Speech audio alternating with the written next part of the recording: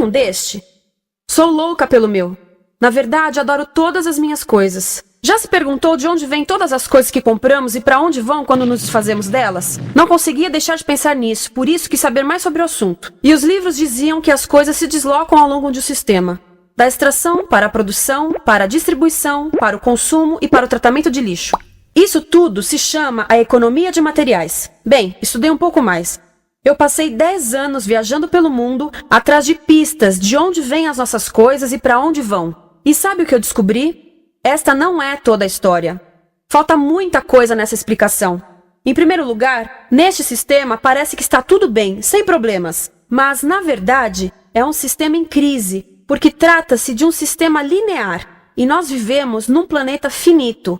E não se pode gerir um sistema linear num planeta finito, indefinidamente. Em todas as suas etapas, este sistema interage com o mundo real. A vida real não acontece numa página em branco. Interage com sociedades, culturas, economias, o ambiente. E durante as etapas, a vida vai se chocando contra seus limites.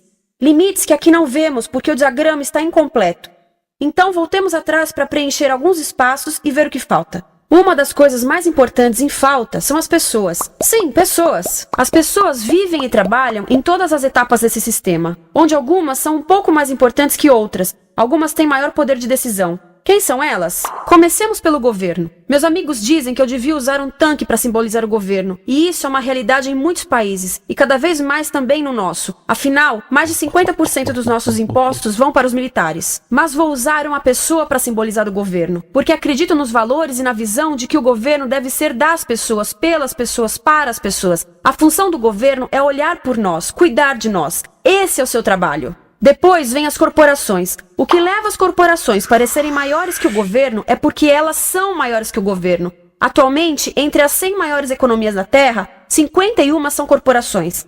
À medida que as corporações foram crescendo, em tamanho e poder, assistimos a uma pequena mudança no governo, como se estivessem mais preocupados com o bem-estar deles do que com o nosso. Muito bem, então vejamos o que mais falta nessa imagem. Começaremos pela extração, que é uma palavra pomposa para exploração de recursos naturais, que por sua vez é uma palavra pomposa para destruir o planeta. A verdade é que cortamos as árvores, arrebentamos as montanhas para extrair os metais, consumimos toda a água e exterminamos os animais.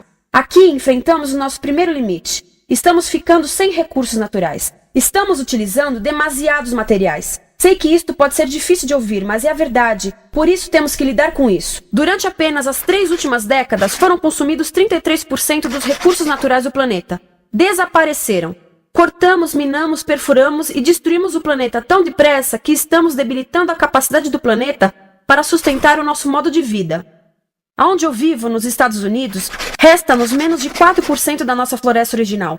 40% dos cursos de água estão impróprios para o consumo. E o nosso problema não é apenas estarmos utilizando demasiados recursos, mas o fato de estarmos utilizando mais do que a nossa parte. Temos 5% da população mundial, mas usamos 30% dos recursos mundiais. Se todos consumissem ao ritmo dos Estados Unidos, precisaríamos de 3 a 5 planetas. E sabem uma coisa? Só temos um. Então, a resposta do meu país a essa limitação é simplesmente ir tomar dos outros. Este é o terceiro mundo, que alguém dirá tratar-se apenas de uma expressão para designar o local para onde foram as nossas matérias-primas. E o que é que acontece? A mesma coisa, destruição do local. 75% das zonas de pesca do planeta estão sendo exploradas ao máximo ou além da sua capacidade. Desapareceram 80% das florestas originais do planeta. Só na Amazônia perdemos 2.000 árvores por minuto, o equivalente a um campo de futebol por minuto. Então, e as pessoas que vivem aqui? Bem, de acordo com esses sujeitos, eles não são donos desses recursos, mesmo que vivam lá há gerações. Não são donos dos meios de produção, nem compram muitas coisas. Nesse sistema, quem não possui nem compra muitas coisas não tem valor. A seguir, as matérias-primas seguem para a produção, aonde utilizamos energia para misturar químicos tóxicos com recursos naturais para produzir produtos contaminados com tóxicos. Há atualmente no comércio mais de 100.000 químicos sintéticos. Apenas um punhado foi testado para avaliar o seu impacto na saúde, e nenhum foi testado em relação aos impactos sinérgicos na saúde, ou seja, a interação com todos os outros químicos aos quais estamos expostos diariamente. Por isso, desconhecemos o impacto total deles na saúde e no ambiente. Mas sabemos uma coisa: os tóxicos entram e saem. Enquanto continuarmos a introduzi-los nos nossos sistemas de produção industrial, continuaremos a inserir esses tóxicos nos produtos que levamos para nossas casas, trabalho e escolas, e claro, para nossos corpos. Como os BFRs, ou retardantes de incêndio à base de brometo, que tornam as coisas mais resistentes ao fogo, mas são super tóxicos. São neurotóxicos, ou seja, tóxicos para o cérebro. O que é que estamos fazendo usando esses químicos?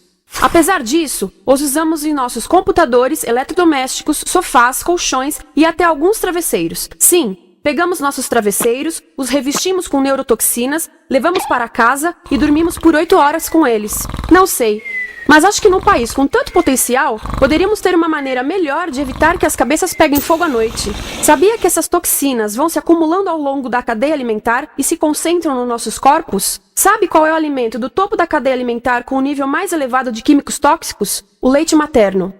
Isto significa que os menores membros das nossas sociedades, os nossos bebês, recebem as maiores doses de químicos tóxicos das suas vidas a partir do leite das suas mães. Não acha que é uma incrível violação? A amamentação deveria ser o mais importante ato humano de nutrição. Deveria ser algo sagrado e seguro. A amamentação continua a ser o melhor e as mães devem amamentar, mas nós deveríamos proteger esse ato. Eles deviam protegê-lo. Eu pensava que zelavam pelos nossos interesses. As pessoas que mais sofrem com esses produtos químicos são os trabalhadores das fábricas. Muitos são mulheres em idade reprodutiva, que trabalham com toxinas que afetam a gestação, carcinogênicos e muito mais. Agora eu pergunto, que tipo de mulher em idade reprodutiva trabalharia no emprego deste, exposta a estas toxinas, a não ser uma mulher sem outra alternativa? Essa é uma das maravilhas desse sistema. A erosão dos ecossistemas e economias locais, aqui, garante um fluxo constante de pessoas sem alternativas. No mundo, há 200 mil pessoas por dia se deslocando de ambientes que as sustentaram ao longo de gerações para cidades, onde muitas vivem em bairros de lata, à procura de emprego, por mais tóxico que seja. Não só os recursos são desperdiçados ao longo desse sistema, mas também pessoas, comunidades inteiras são desfeitas. Sim, as toxinas entram e saem. Muitas delas saem das fábricas em produtos, e muitas mais saem como subprodutos, ou poluição. E estamos falando de muita poluição. Nos Estados Unidos, as indústrias admitem liberar mais de 1.800.000 quilos de químicos tóxicos por ano.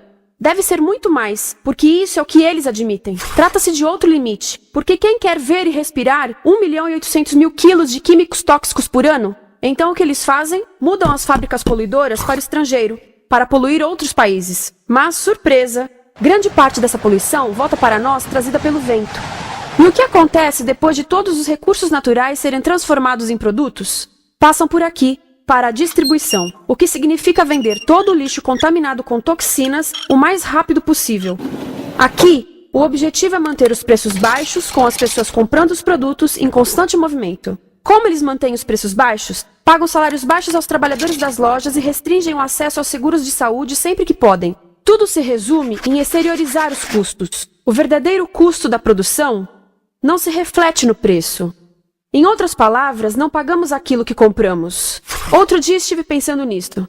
Ia a caminho do trabalho e queria ouvir as notícias. Por isso entrei numa loja para comprar um rádio. Encontrei um pequeno rádio verde engraçado que custava $4,99. Na fila do caixa pensei, como $4,99 podem refletir o custo da produção e transporte desse rádio até ele chegar nas minhas mãos? O metal deve ter sido extraído na África do Sul. O petróleo provavelmente do Iraque. O plástico produzido na China e talvez montado por uma criança de 15 anos numa fábrica do México. $4,99 não paga nem o aluguel do espaço ocupado na prateleira, nem parte do salário do empregado que me atendeu, ou as viagens de navio e caminhão que o rádio fez. Foi assim que eu percebi que eu não paguei o valor do rádio. Então, quem pagou? Estas pessoas pagaram com a perda do espaço dos seus recursos naturais. Estas pagaram com a perda do ar puro, com o aumento de doenças como asma e câncer. As crianças do Congo pagaram com o seu futuro, pois 30% delas abandonam a escola